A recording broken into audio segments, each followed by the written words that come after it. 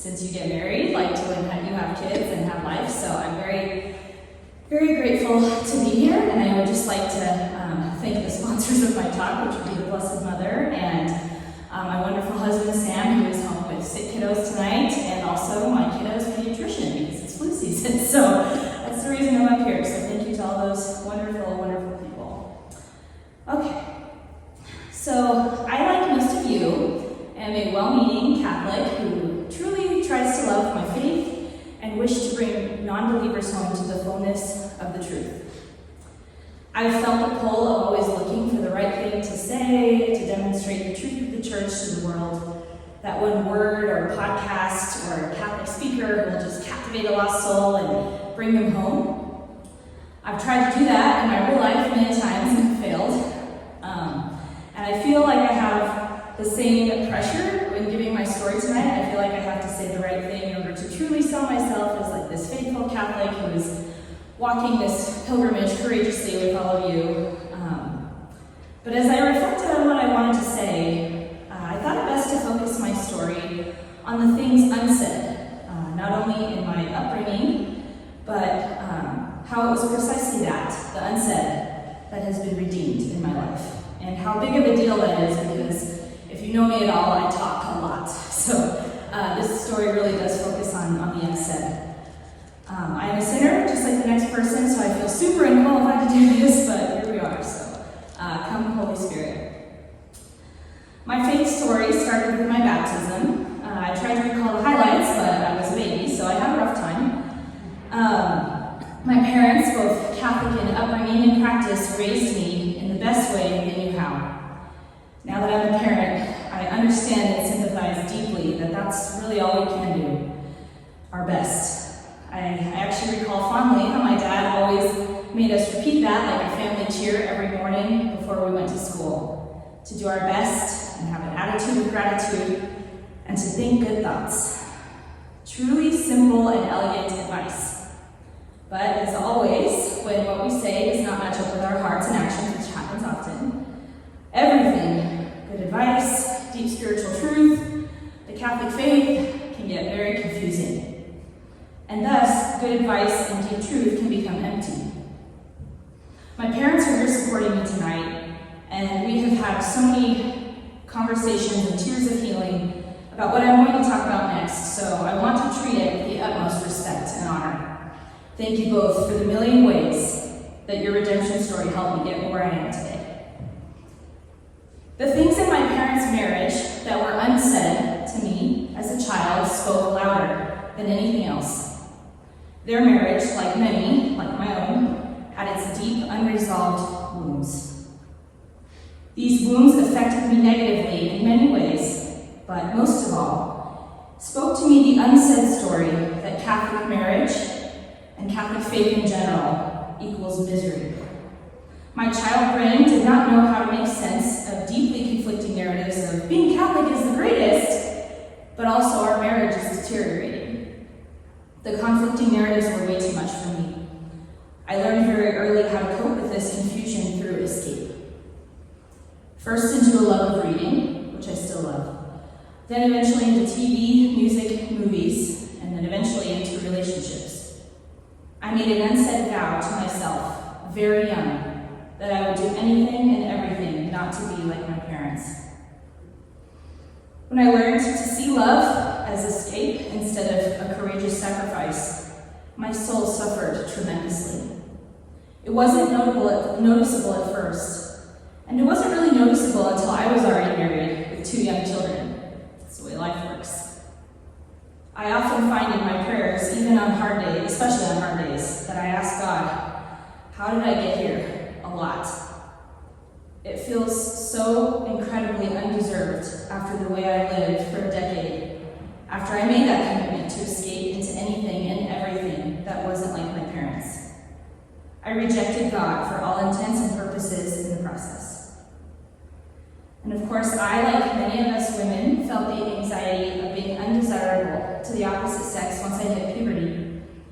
That, combined with my parents' marital strife, made me angry and manic and really determined to escape. I couldn't solve their issues, so I must not be good enough. I thought I must be a failure and needed to prove myself in every area of my life. In school, I desired perfection with my grades, even though my parents always told me that as long as I was doing my best, it was okay. In friendships, I desired popularity, and in athletics and extracurriculars, I had to be the absolute best, or I was the absolute worst. And when it came time in my relationships with boys, I just wanted all the things, all the attention I could get, all the validation that I was pretty and desirable, and all the relational and eventually sexual experience that gave me unsaid reassurance that I wasn't as much of a failure as I told myself. I became an expert in using people to treat my manic desire that we all have to be loved. I could blame my upbringing, and I did for a really long time. But the fact is, I failed to recognize that my behavior was problematic. I was just doing the same things as the girls in Gossip Girl and all the other TV shows that were my escape when I was a teenager. I was just living out all the angsty songs I loved, and that made me feel so powerful.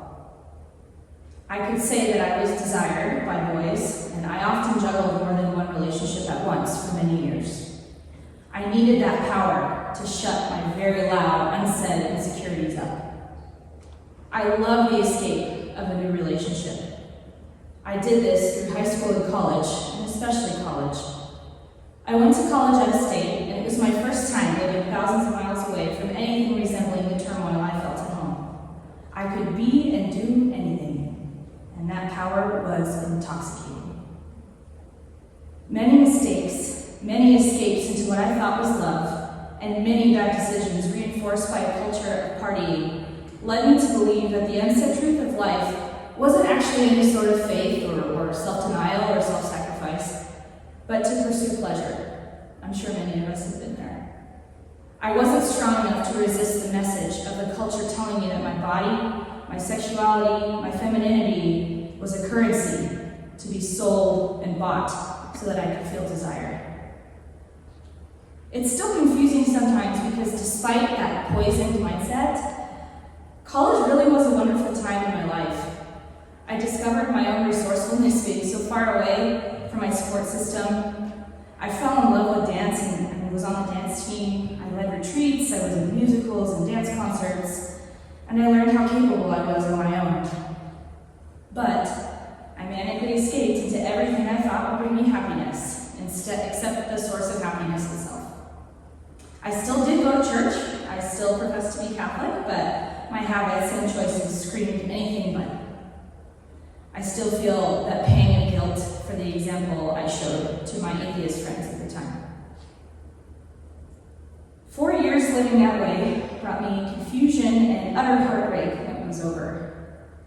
I had 4 years to reclaim my childhood, going far too hard in that direction, I might add. And then all of a sudden I was an adult. There's a great Macklemore lyric about this time in life where he calls it the 20-something confusion before the suit and tie. I came back to New Mexico for grad school and I was just so lost. I was floating and had no idea about anything really. The only thing that seemed familiar to me about being back in my hometown again to go to college again with no nearby friends was the Catholic parish at UNM. I had led retreats at my out-of-state college and always found a home in my faith community, even when I wasn't living it. Newman wasn't that familiar though. It was a lot of people who knew a lot of things that I didn't know at the time, and I still remember feeling incredibly embarrassed being the only girl at Monday night Bible study in leather pants and high-top sneakers. That has changed since then. Jokes aside, Newman Center ended up being a true unsaid miracle to me. I met people who were both very serious about their faith, but also loved life and loved to have a good time. And I really believed the Catholic stereotypes up until then. During that time, I had so many fun nights and really painful realizations as well. I learned the truth of the faith like I never learned it before, and found myself really enticed and intrigued by something more permanent than pleasure. I had always needed relationships, always needed to be wanted by a man, and it was still no different in this season. Somehow my spiritual director at the time, who was helping me sort through some serious wounds of my past, convinced me to get a Catholic match account. It sounded super hokey. Many people here know that story. It's my love story with the man who became my husband. I was really into electronic dance music at the time that had like saxophone beats in it, so when a saxophone player messaged me on Catholic Match, I was pretty excited. Sam and I fell in love over the novel-long messages we sent to each other, even though both of us were really stumbling back into the faith. The night we met was probably the clearest God had ever spoken to me, though again, still unsaid. This man was tender, gentlemanly, strong, funny, faithful, and so interesting. And I don't mean that as an insult, he was really very interesting. He genuinely wanted to do things the right way. I wasn't quite convinced yet, but Sam's leadership, even in those early days, was hard to resist. I always like to remind the men in my life that your leadership can change everything. We loved each other right away and found a desire for God in the midst of our growing desire for each other. There were so many conversations and arguments about chastity, the truths of the faith, so much frustration, so much confession, so many masses and prayers for each other and from our loved ones. It was so easy to be infatuated with him. And I think infatuation gets a really bad rap, but I think God knew I needed that to motivate me to find him at the end of it. The infatuation was easy, but the ongoing commitment to turn from habitual lust to agape love was a different story. An unsaid struggle that only Sam and God and I know. We continue to work through that together today, and it's such a struggle that I have felt called to lead a group of college students in a small group, girls who were healing from sexual sin. By the time we had gotten engaged, we had finally managed to learn to maintain our chastity according to our state of life after 2 years of falling and getting back up. I like to say we turned the Titanic away from the iceberg of vice. It's cheesy, but it feels pretty accurate. Somehow, we did it by God's unsaid grace. All it took was a fiat, no matter how ignorant and shaky it was on my part. And it was not convinced. Since then, my vocation of marriage has been an overwhelming love song from God to me. A constant redemption of the unsaid lies I told myself from childhood. I had taught myself to settle for the lust and the lies of the world, and my woundedness convinced me that I was unworthy. Maybe you can relate. But my husband, the two beautiful boys that came from our one flesh union, my friends, my mom tribe, my family, my community, they all help me rebuke those lies every day because I still struggle with them. The unsaid beauty of the Mass, especially the Latin Mass and the Divine Liturgy of the Byzantine Rite, unchanged for millennia, ground me when my manic sanguine temperament wants to be everywhere all at once. I remember I was always such a secular feminist before I met Sam, and the idea of a veil and a dress code in Mass was so cringy to me. But when we went to the Latin Mass for the first time, and I used one of those borrowed veils that was probably kind of off this way, Sam looked at me in tears for the first time, just looking at me. I heard God speak in unsaid tenderness. I see you, my daughter, my princess, my bride. My faith journey has been one small yes after another on my part, only to be showered with the most overwhelming blessings I constantly wonder if I deserve. The vocation of marriage and family, as I'm sure many of you know, is an unsaid heroic sacrifice. In fact, Father Chris, if he's here, has seen me deal with that heroic sacrifice when I come to homeschool Mass on Tuesdays, and my children remind me just how much I have to learn and sacrifice. The seasons of dryness and constant outpouring for dependent little ones requires a yes that is beyond my ability almost every single day. But God redeems those inner parts of me too. Ever the extrovert, ever the attention seeker, I am faced with the challenge to live up to the quiet, unsaid beauty of motherhood every day.